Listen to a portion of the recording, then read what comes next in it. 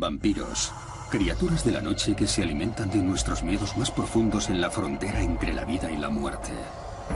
La ficción y la fantasía han moldeado nuestra percepción de estos vigilantes nocturnos, pero ¿qué verdad se esconde tras el mito del vampiro? Los vampiros estaban en algún punto entre la molestia y el peligro. Podían agriar la leche de tus vacas, robar las ovejas, o podían atacarte físicamente a ti o a tu familia. Ahora, forenses, médicos y científicos se han unido para mostrar los hechos que hay detrás de la ficción. Los cambios naturales derivados de la descomposición podían dar forma al aspecto de los vampiros, los muertos vivientes.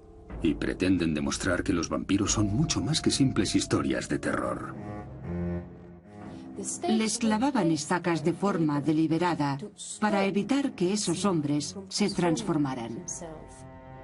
Para algunos, los vampiros aún siguen siendo una realidad aterradora. Vi cómo se acercaba por la noche. Me estaba chupando la sangre. Esta es mi horca. La usé para arrancarle el corazón. Para desvelar los secretos del vampiro, viajaremos por Europa y cruzaremos sus fronteras, donde encontraremos pruebas que podrían transformar a los vampiros de criaturas de leyenda en hechos históricos.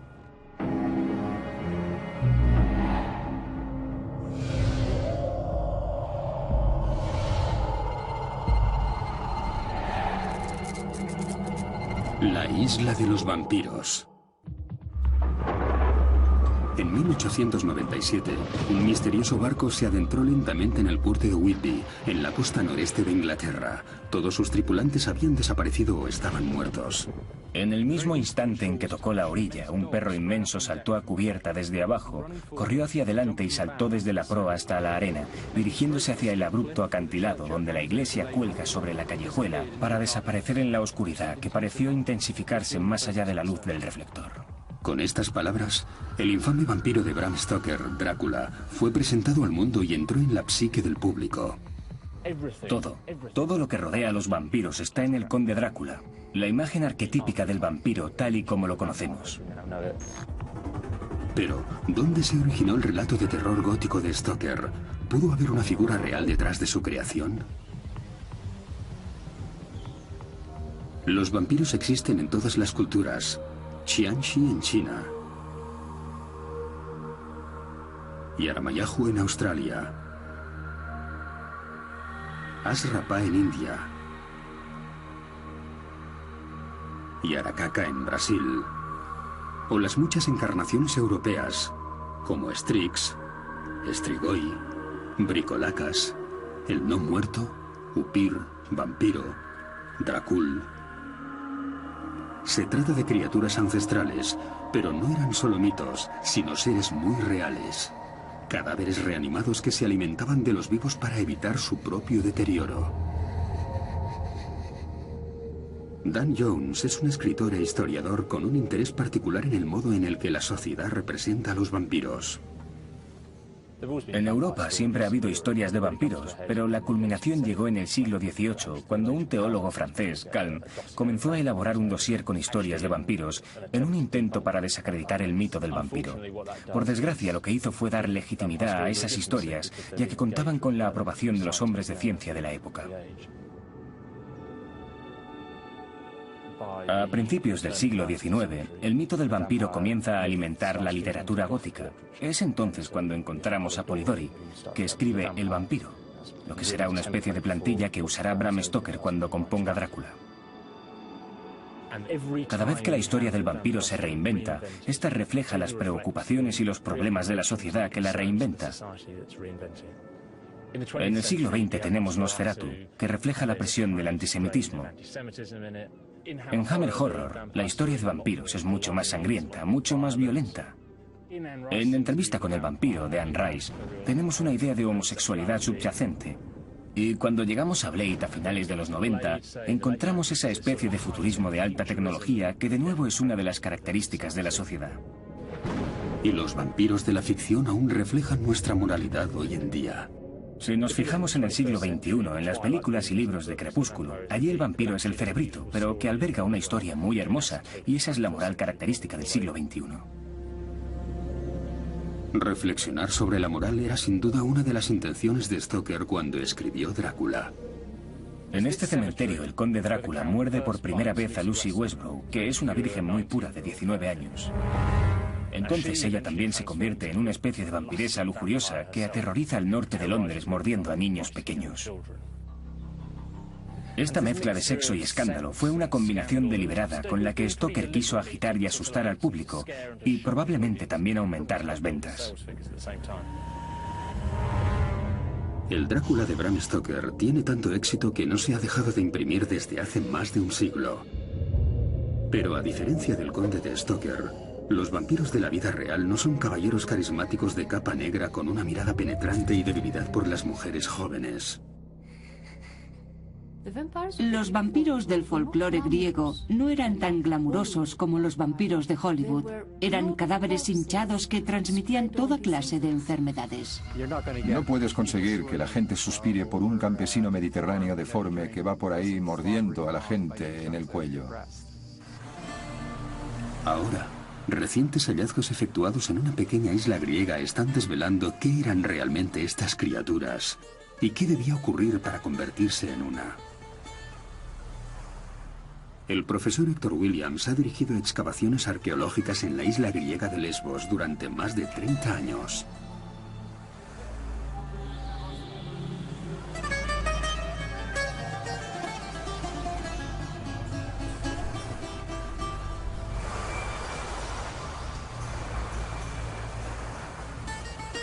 Pero no fue hasta 1988 cuando descubrió algo que podría darle forma física a las historias de vampiros.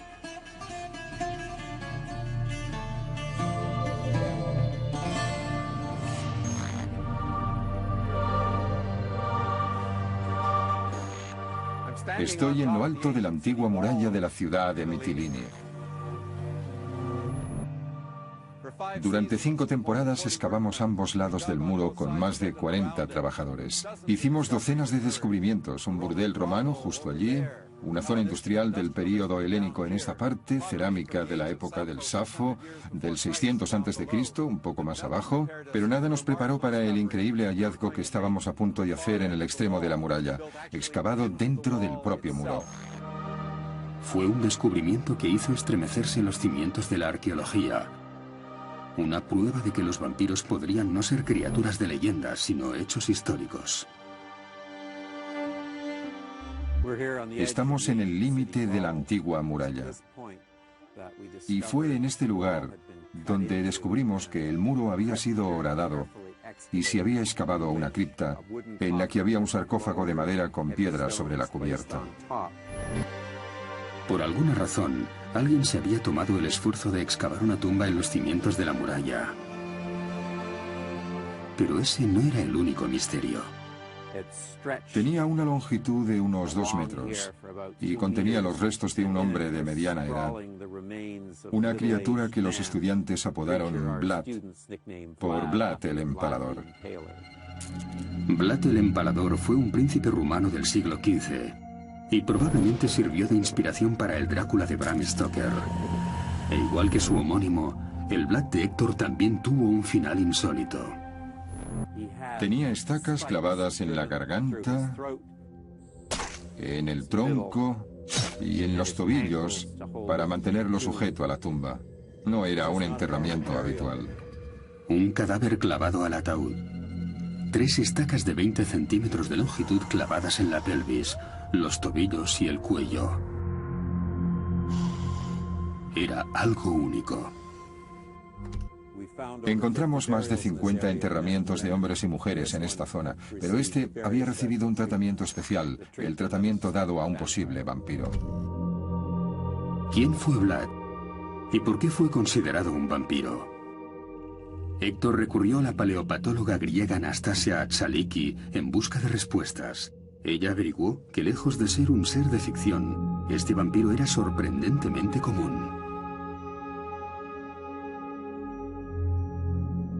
Era un hombre común, pero por alguna razón los aldeanos creían que después de morir se convertiría en un vampiro o en un muerto viviente. De modo que cuando murió, tomaron todas las medidas a su alcance para evitar que volviera para atormentar a los vivos. Muerto entre los 40 y los 50 años, Blood fue un hombre fuerte y sano, probablemente un labrador, y siguió una dieta bastante decente. Pero por alguna razón, cuando murió no recibió un enterramiento normal, sino que fue clavado al ataúd y escondido dentro de la muralla. ¿Por qué fue tratado de ese modo? Puede que durante su vida mostrara algunas características que le hacían sospechoso, de modo que no corrieron riesgos. Era un hombre al que no querían volver a ver, ni vivo ni muerto. ¿Por qué los aldeanos temían tanto a Blood? ¿Y por qué creían que era un vampiro? Las pistas podrían estar a miles de kilómetros hacia el este, bajo la típica iglesia parroquial inglesa. La iglesia de St. Leonard, en Hythe, en el sur de Inglaterra, es una iglesia con un secreto.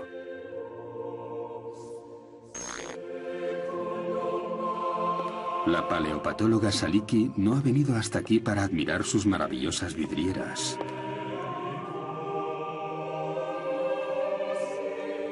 sino para presentar sus respetos en un lugar oculto bajo el presbiterio.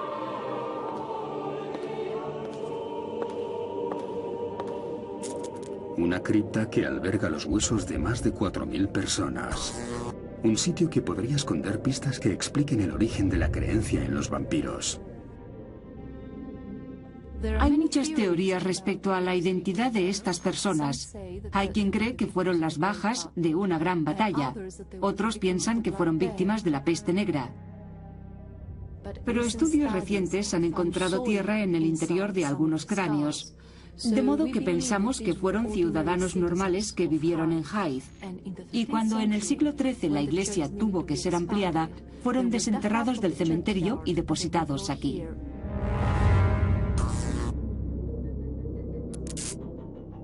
Eso no tiene nada de extraño. Se pueden encontrar criptas como esta por toda Europa. No era raro exhumar huesos y depositarlos en osarios o criptas. A 64 kilómetros al sur de Praga, República Checa, en la iglesia de Todos los Santos de la localidad de Kutna Hora, la idea de los osarios se ha llevado hasta el extremo.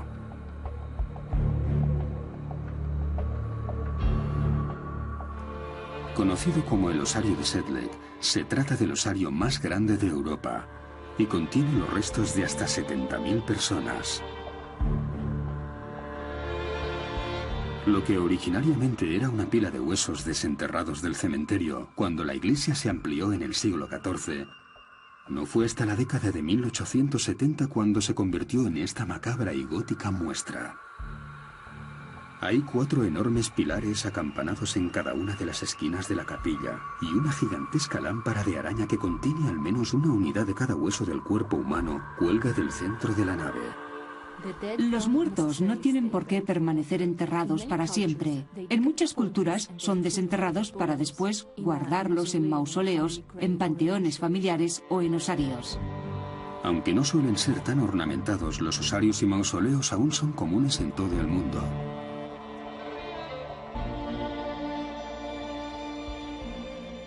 Mi familia tiene su propio panteón en una pequeña isla de Grecia, así que espero que algún día mis huesos sean trasladados allí para que pueda descansar junto a mis antepasados.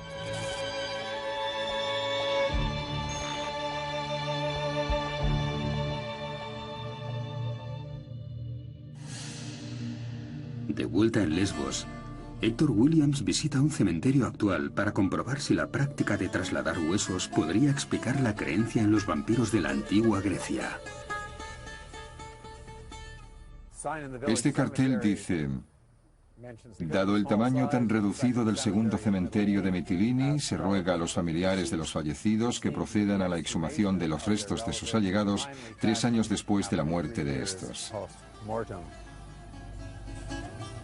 Incluso hoy los huesos se siguen exhumando para dejar sitio a nuevos enterramientos. Estamos junto a una de las tumbas actuales del cementerio, en la que el cuerpo va a ser exhumado, introducido en una caja y trasladado al osario. Se puede ver parte de una pierna que sobresale del suelo. Ahí tenemos una vértebra. Eso es un trozo de costilla que aún tiene algo de carne adherida. Y estoy seguro de que en el extremo de la tumba estará el cráneo.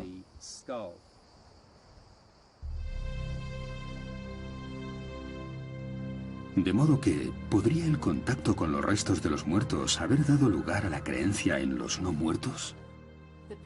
El problema comenzaba cuando ocurría algo inesperado. Por ejemplo, cuando los aldeanos iban a desenterrar los restos para trasladar los huesos y en lugar de encontrar un esqueleto, encontraban un cadáver que parecía estar fresco. Para ellos solo había dos soluciones. O era el cuerpo de un santo o se enfrentaban a la obra del diablo. Y en ese caso pensaban que se trataba de un vampiro o de un muerto viviente. Pero, ¿podría haber una explicación natural para esta ausencia de descomposición? Una creencia popular es pensar que el cuerpo se descompone muy deprisa después de la muerte, pero no hay nada más lejos de la realidad. El profesor Richard Schaeffer es uno de los patólogos más prestigiosos del Reino Unido, un forense experto en escenas del crimen de la vida real. Incluso ha llegado a asesorar al gobierno británico en casos de muertes misteriosas. La velocidad a la que un cuerpo se descompone depende del estado del propio cuerpo en el momento de la muerte y del terreno en que se entierra el cadáver. Un cuerpo normal contiene millones y millones de bacterias. La mayoría son beneficiosas para ayudar a hacer la digestión y a proteger el cuerpo contra las infecciones. Pero por supuesto, después de la muerte no queda nada para que esas bacterias se alimenten, por lo que comienzan a digerir el propio cuerpo.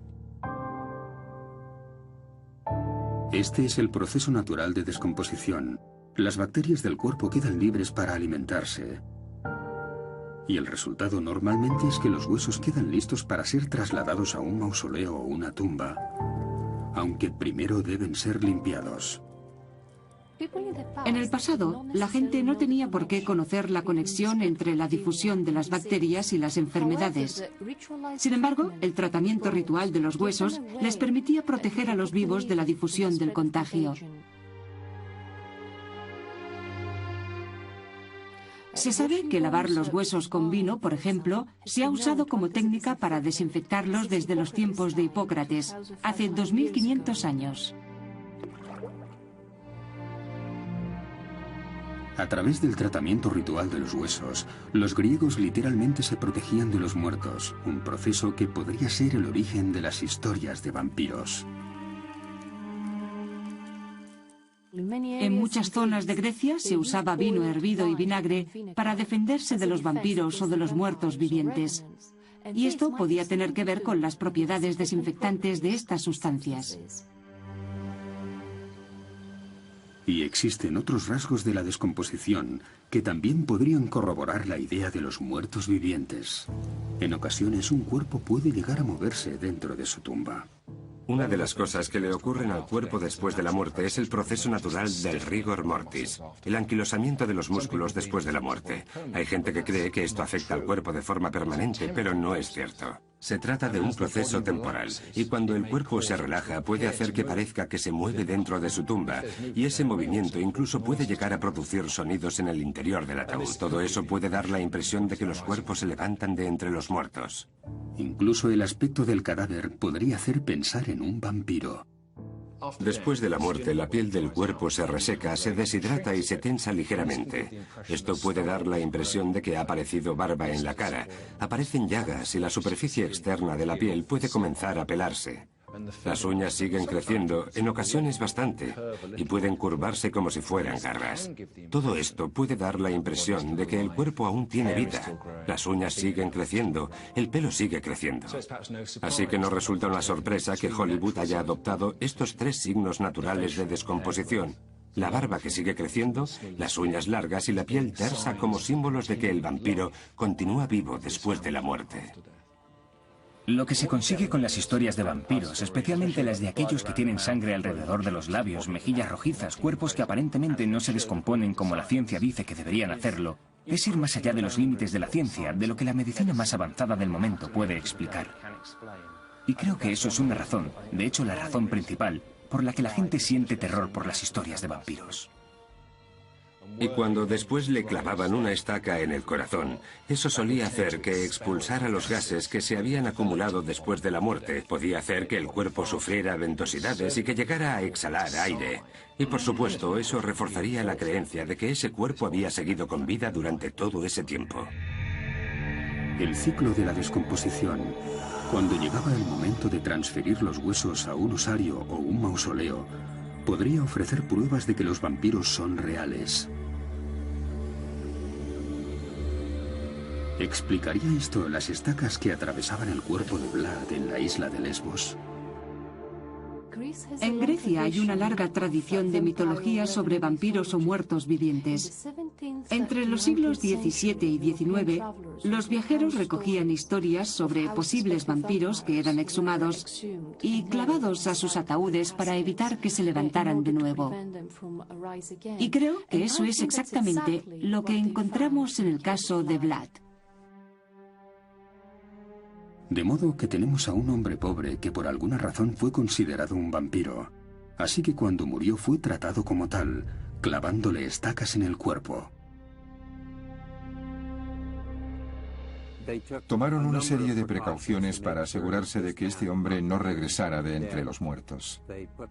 Le atravesaron con estacas, le colocaron en un ataúd de madera, construyeron una cripta especial para él y colocaron piedras sobre la tapa del ataúd para asegurarse de que no pudiera abrirse. Hubo una razón, aunque nunca la conoceremos, que les llevó a pensar que este hombre era una amenaza para los vivos y que era un vampiro potencial. El descubrimiento de Vlad sacudió el mundo de la arqueología y confirmó que los vampiros eran reales.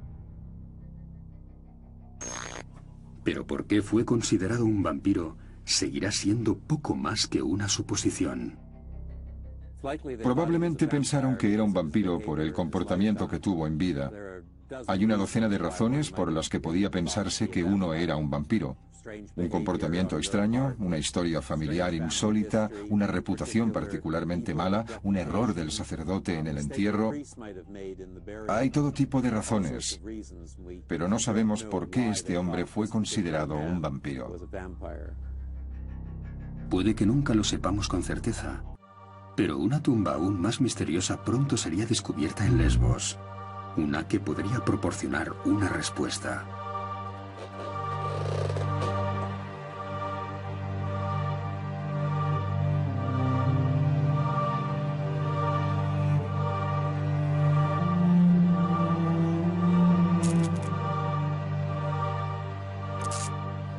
A las puertas del siglo XXI, junto a la pequeña iglesia de Taxiarques, a mucha menos profundidad que la tumba de Vlad en Mitilini, fue descubierto un segundo enterramiento misterioso, uno que podría explicar qué hacía falta para convertirse en vampiro.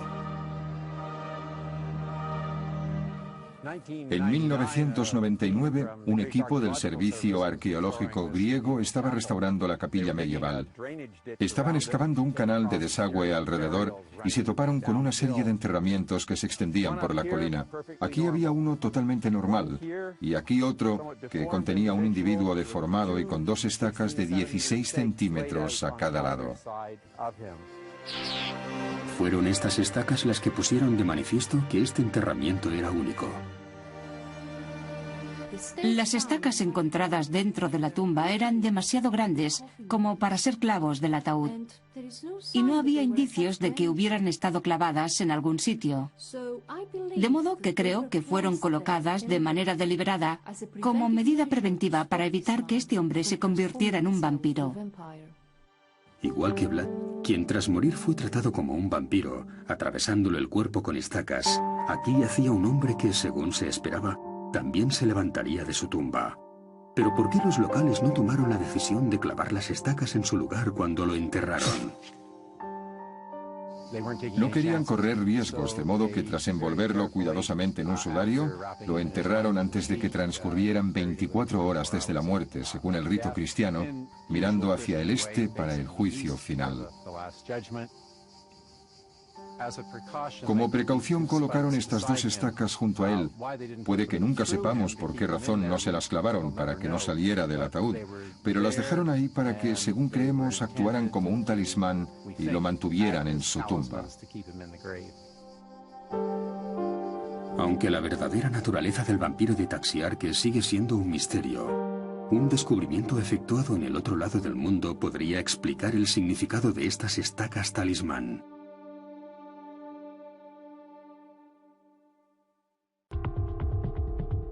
En 1988, en la ciudad de Mitilini, en la isla griega de Lesbos, Héctor Williams y su equipo de arqueólogos desenterraron los restos de un vampiro que apodaron Vlad, con el cuerpo clavado a la tumba. 10 años después, un segundo vampiro fue exhumado a pocos kilómetros de la localidad. Estos dos hallazgos han ayudado a los vampiros de Europa del Este a dejar de ser seres mitológicos para convertirse en hechos históricos. Pero ¿por qué podría alguien ser considerado un vampiro? Las pistas podrían estar al otro lado del mundo.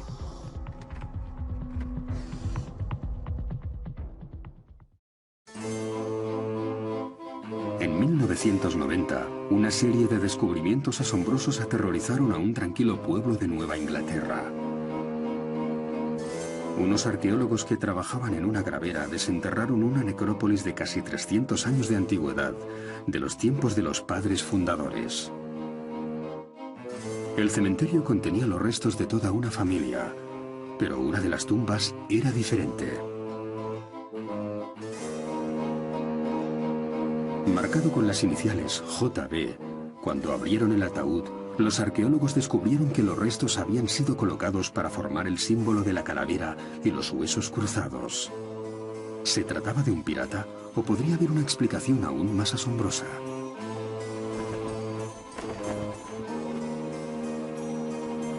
La científica forense Anastasia Atsaliki ha reexaminado el caso en busca de pruebas y para averiguar si este hallazgo podría estar relacionado con los vampiros de la isla de Lesbos. Cuando se realizó el primer examen de los huesos, enseguida se hizo evidente que existían una serie de lesiones. El aspecto, la distribución y la localización de esas lesiones señalaban hacia una enfermedad que es la tuberculosis, también conocida como TB. Así que esta enfermedad se extendió desde los pulmones de este hombre hasta la caja torácica, y con toda seguridad eso fue lo que le mató. La tuberculosis es una enfermedad terrible que se extendió por América Occidental durante los siglos XVIII y XIX, un periodo que coincidió con un aumento en la actividad vampírica. ¿Podría existir una conexión entre la tuberculosis y los vampiros? Hay una serie de síntomas de la tuberculosis que podrían asociarse con el vampirismo. Por ejemplo, la conjuntivitis. Los ojos rojizos e inflamados suelen hacer que quien la sufre no le guste exponerse a la luz del sol. La palidez de la piel, que está causada por la anemia que produce la enfermedad, el pulso débil y tembloroso asociado con el debilitamiento por la tuberculosis y, por supuesto, el hecho de que la gente afectada con frecuencia tose sangre. Así que no es extraño que se tienda a relacionar los síntomas de la tuberculosis, también conocida como consunción, con los del vampirismo. Además, estas enfermedades son muy contagiosas, de modo que suelen afectar a toda una familia. Por lo que cuando algún miembro de esa familia ha muerto, es muy probable que los demás miembros de esa familia mueran poco después. Los que contraían la enfermedad perdían la salud poco a poco.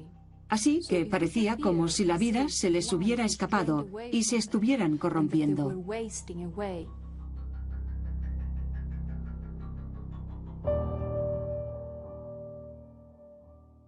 Creo que esta persona murió de tuberculosis y que sus familiares también se contagiaron y pronto la siguieron hasta la tumba. El hecho de que los familiares de JB murieran poco después que él fue un claro signo de que se había convertido en vampiro. Y conforme la enfermedad se extendió, la histeria podría haberse apoderado de la comunidad. Puede que se decidiera desenterrar el cadáver y tomar las medidas de precaución necesarias.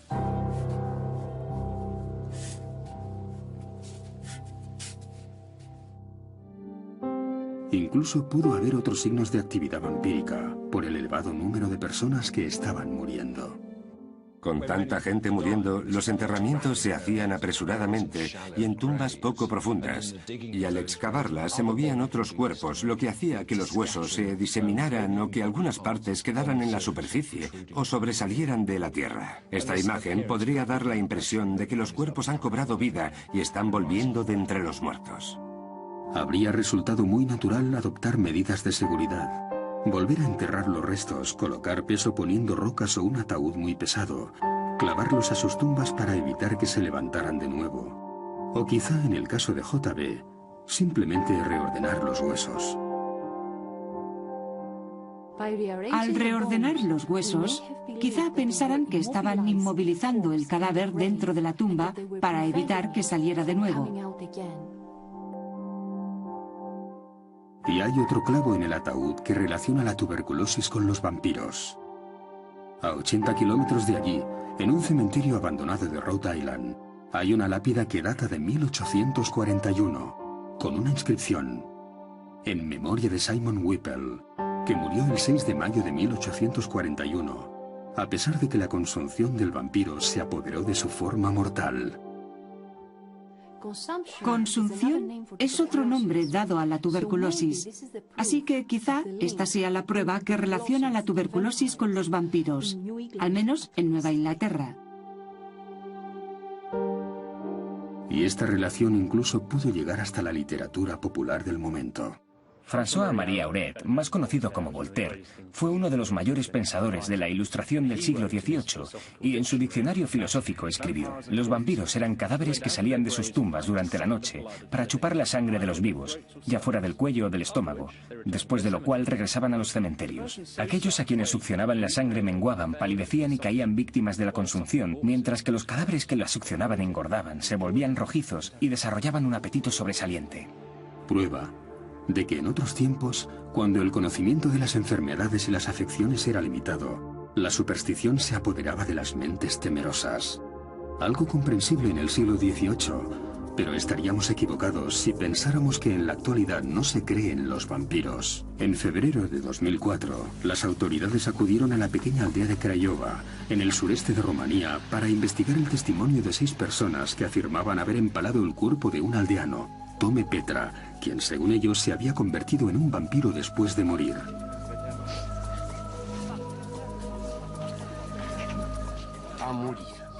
Mi cuñado murió y cuando murió se convirtió en un vampiro. Los aldeanos pensaron que Petra había regresado de entre los muertos para alimentarse de sus semejantes. Vi cómo se acercaba por la noche. Me estaba llamando y yo no paraba de gritar. Nos estaba chupando la sangre. Sus familiares se estaban apagando lentamente. Tenía dolores de estómago, me volví amarillenta. Todos los vecinos eran testigos de lo mal que me sentía durante la noche.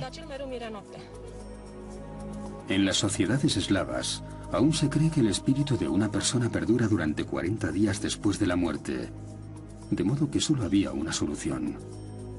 6 semanas después del funeral, al filo de la medianoche, la familia de Petra se adentró en el cementerio y desenterró su cadáver. Su estado confirmó las peores sospechas.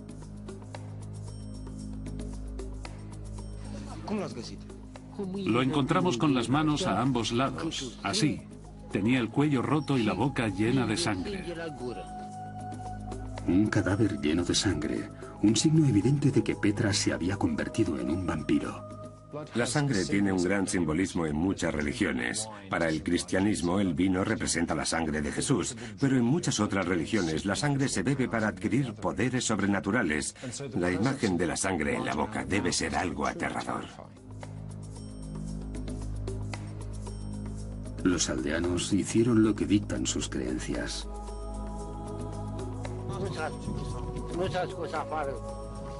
Abrimos la tumba e hicimos lo que había que hacer. Esta es mi horca. La usé para arrancarle el corazón.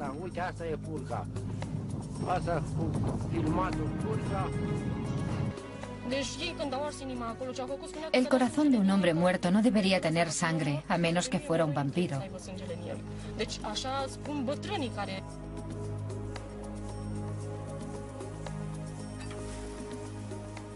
Así que lo quemamos y nos bebimos las cenizas disueltas en agua.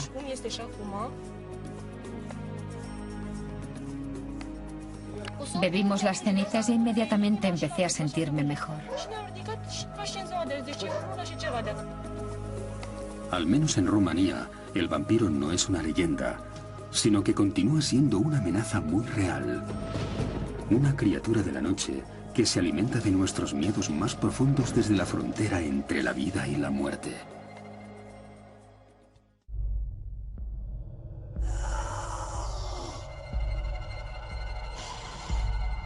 Vampiros, seres que se alimentan de nuestra fuerza vital, criaturas de la noche que acechan en la frontera entre la vida y la muerte. La ciencia moderna puede explicar algunos de los casos de vampirismo. Pero ¿qué hay de Vlad y de los otros vampiros de la isla de Lesbos?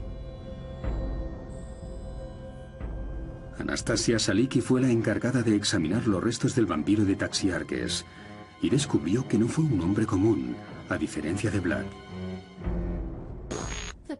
La persona encontrada en la tumba de Taxiarques tenía deformaciones faciales severas, especialmente en la zona de la nariz, la mandíbula.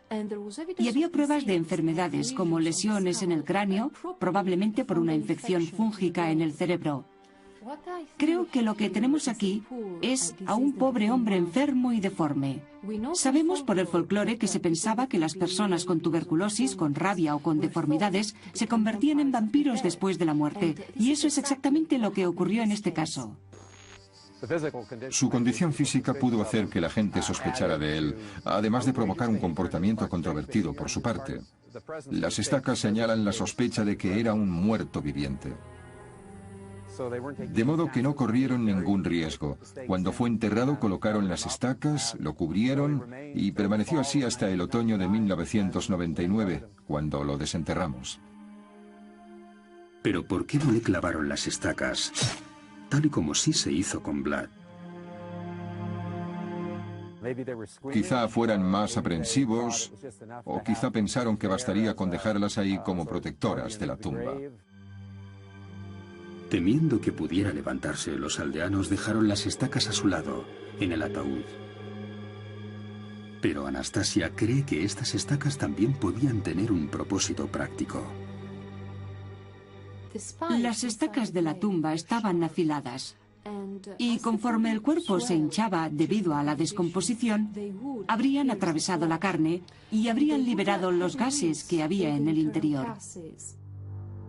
Al expulsarse los gases acumulados durante la descomposición, los órganos habrían quedado expuestos y el cadáver se habría desecado.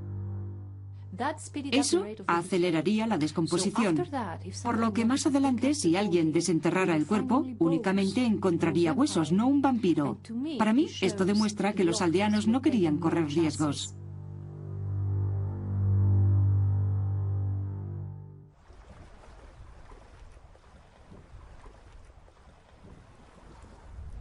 Hay un último giro final en la historia de la isla de los vampiros. En sus investigaciones realizadas durante los últimos 30 años, Héctor Williams se ha sentido fascinado por los escritos de uno de los viajeros y autores más famosos de la zona, Charles Thomas Newton. En la década de 1860, Charles Newton, que fue vicecónsul británico en Mitilini, publicó sus memorias, Viajes y descubrimientos del Levante Mediterráneo, y habla de un lugar cerca de la isla de Mitilini. En Mitilini, los huesos de aquellos que no descansan tranquilos en sus tumbas son transportados a una pequeña isla adyacente donde se los entierra de nuevo. Esta es una barrera efectiva contra futuros ataques, pues el vampiro no puede cruzar el agua salada. Es una pista intrigante. Un texto escrito por un autor respetado que habla de una pequeña isla cerca de Mitilini, que alberga no solo un vampiro, sino un cementerio de vampiros. Gracias al miedo de los vampiros al agua salada. En el clásico de la novela gótica de Bram Stoker, Drácula, el conde llega por mar desde Transilvania, viajando en un ataúd lleno de tierra de su región. Y esta es una tradición que Stoker tomó de las historias de vampiros de Europa Oriental. La idea de que el vampiro no puede viajar sobre agua salada. En muchos lugares se cree que los vampiros y otros seres sobrenaturales no pueden cruzar el agua salada. Así que los aldeanos debieron pensar que trasladar y enterrar un cadáver en una isla sería más que suficiente para evitar los ataques de los vampiros. Si historiadores y científicos están en lo cierto, en algún lugar cerca de la costa de Lesbos se encuentra la verdadera isla de los vampiros, que alberga el primer cementerio de vampiros de la historia.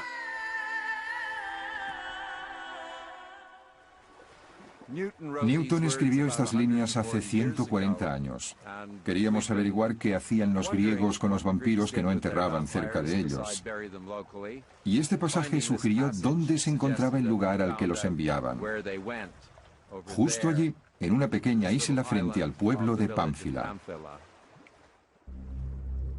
Desde la orilla es casi imposible apreciar ningún rastro de enterramientos. Así que solo puede hacerse una cosa. Héctor tendrá que ir volando.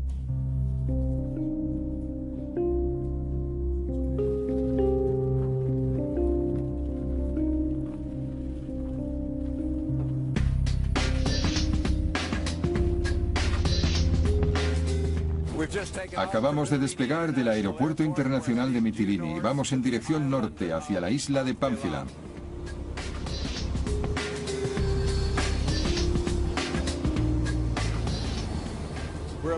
Estamos a punto de llegar a la isla, así que las cosas van a ponerse interesantes. Descenderemos a 500 pies, 150 metros. Puede que haya turbulencias, pero desde aquí tendremos una buena vista de la isla.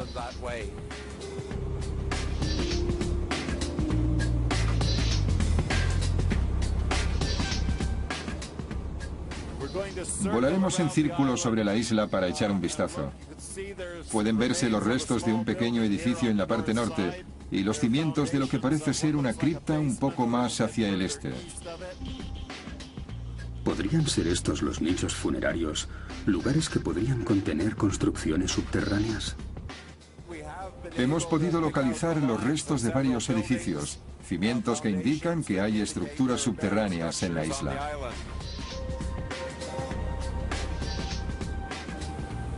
Será necesario regresar con un georradar para obtener más detalles sobre las tumbas.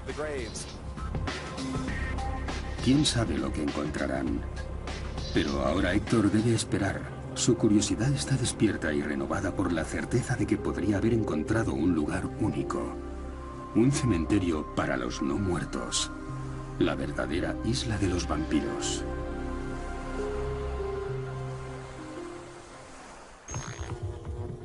La investigación de Héctor ha confirmado más allá de toda duda que hubo un tiempo en que los vampiros vagaron por la isla de Lesbos. Muchos asumen que los vampiros son un mito, pero el vampiro de la zona de los Balcanes de Europa Central ha evolucionado de un modo que ha fascinado a la gente desde el siglo XVIII. Gracias a la medicina y a la ciencia forense moderna, sabemos que los vampiros eran gente real. Desterrados de la sociedad, asolados por enfermedades, por deformidades o por trastornos mentales. Tenía que ser un renegado y por eso fue tratado como un vampiro después de su muerte. E incluso hoy, en algunas partes del mundo los vampiros aún son considerados una amenaza muy real. Uno de los seres sobrenaturales más enigmáticos y duraderos.